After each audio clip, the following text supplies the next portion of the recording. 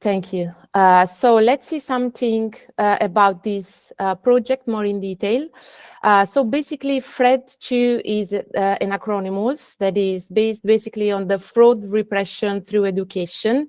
Two, the number is referred to the fact that this project has been presented and submitted 2 times. So at the second round, it was finally funded. Basically, just to give you an overall representation about the structure of the project, as Professor Rocchi was saying before, basically this project has been co-founded by the European Anti-Fraud Office, that is basically the OLAF office of the European Commission under the Union Anti-Fraud Program, EUAF. So this is the basic line of funding to which this project was submitted. And it was undertaken in collaboration between Sapienza University of Rome, namely by the Impre Sapiens Research Center, and the Technical Secretariat of the Committee to Fight Fraud Against the European Union, that is the COLAF. Basically, this is a project that is formally a mono-beneficiary project, but of course, it has been nurtured by the collaboration with the COLAF, as it was said before. One important thing, especially for the students of the Master in Europlanning and Neurodesign, is that the project itself was developed by was developed by the students as a part of the master program in the Europlanning and European profession. So basically, it was a part again of the laboratories that have developed within the master. For what concerns the goals of this project, basically the main goal is the enhancement of the fraud prevention systems and the improvement of information exchange. So basically, we can define a twofold kinds of goals. From one side, defining what is fraud prevention, what is fraud, what are the main prevention systems that occur when companies, associations, organizations in general are seen as beneficiaries of European funds. And of course, on the other side, the improvement of information exchange. So basically, the second goal is pursued through the collaboration of a variety of different subjects that support and participate in the implementation of this project.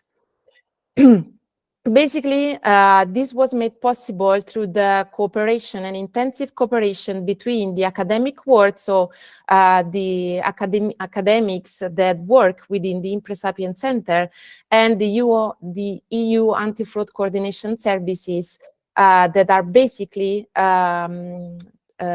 operating on the European funds. And also, this exchange of information, this cooperation in terms of knowledge and fraud prevention, know-hows, best practices within the network that has been established in the cooperation, in the implementation of the FRED2 project, as its main target, the establishment of a permanent European anti-fraud observatory. So on this point, we will come back later. The implementation phase of this project is based, as has been said also in the institutional greetings before, through an experiential collab learning itinerary. So basically through a set of scheduled workshops, seminars, events, webinars, and study visits. So the sources of information on which the set of knowledge of FRED2 is based basically will derive from this series of events in which knowledge is shared and in which also all the different activities, experiences, and so on and so forth are shared within the partners. In this case, we are aiming to carry out an experiential collab learning path. So basically, in this case, the aim of this lab, okay, is to develop innovative and cost-effective approaches to equip participants to determine the fraud risks and compare control strategies related to public budget support. So in this specific phase, we are sharing what comes from the academic research and what comes from the academic knowledge, and what comes from the practice, of course, of all the organizations and all the subjects that daily operate in fighting the frauds. As I was saying before, this can be possible only thanks to the invaluable support network. So only thanks to the subjects, all the subjects that operate on the field and then can give knowledge to the project. This network is composed of European and Italian universities and also a variety of different AFCOs, so basically all the organizations that daily operate to fight the frauds, that of course we are still trying to expand. Another goal of the project, so another way in which the goals want to be pursued, is the creation of a task force.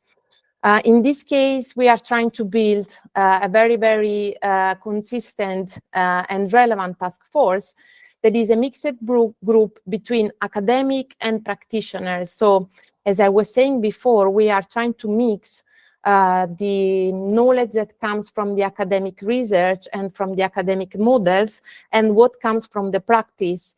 In this case, I'm making reference to the literature, of course, that has been developed within the academic fields, but also all the gray literature, so all the reports, all the case studies, all the activities that can give knowledge to the project.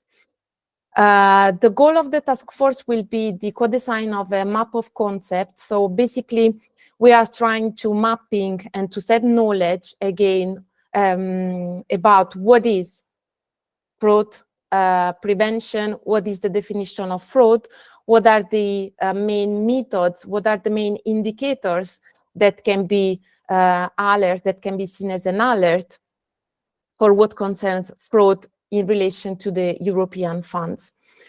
The aim of this task force will be to deliver a pilot research that will be useful to detect the behaviors and the risk profiles characterizing the wrong use of the European funds. So basically, we are trying to define a set of, again, alert indicators that can also underline what are the main risk profiles that can probably lead to frauds in the European funds. All this work will lead to the definition of a European anti-fraud observatory. So this is, of course, the most ambitious target of this project.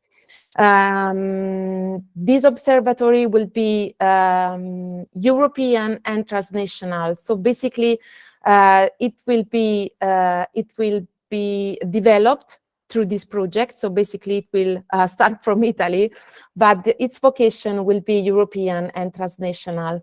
How are we planning to develop this observatory? Basically, by enhancing this transnational and multidisciplinary cooperation and coordination.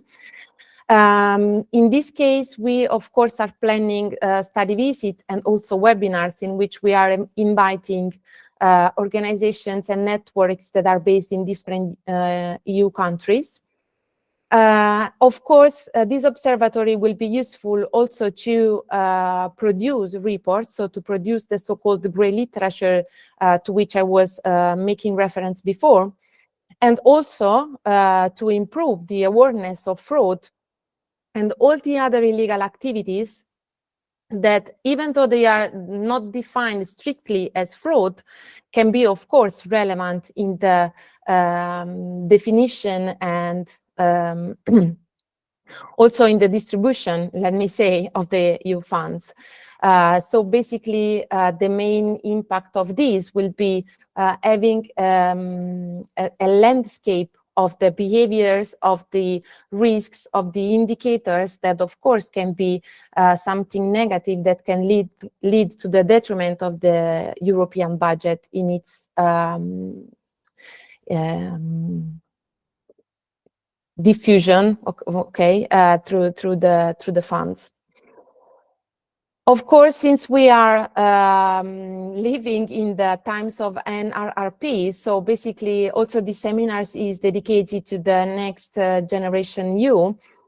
Specific analysis will be dedicated to this particular line of funding that, of course, it's been implemented and declined differently among all the different European countries. How are we planning to build this observatory, and what will be the main characteristics and processes within this observatory? Of course, the network. So basically, the value and the relevance of this project is based on the network. So forming strong and permanent relations that are aimed at improving the awareness on frauds against EU funds. Of course, the European Union and the COLAF and all the AFCOS network has developed a variety of different guidelines and reports and case studies. The value again of this observatory is defining and eliciting all the contributions that can come from this network. The second process will be the awareness against the frauds. So basically defining what is fraud, which can be the fraudulent behaviors, what is the risks, the notion of risk associated to fraud, and of course to fraud prevention. So basically we are just looking at two sides of the same coin when we are talking about raising the awareness and defining corrective actions or preventive actions.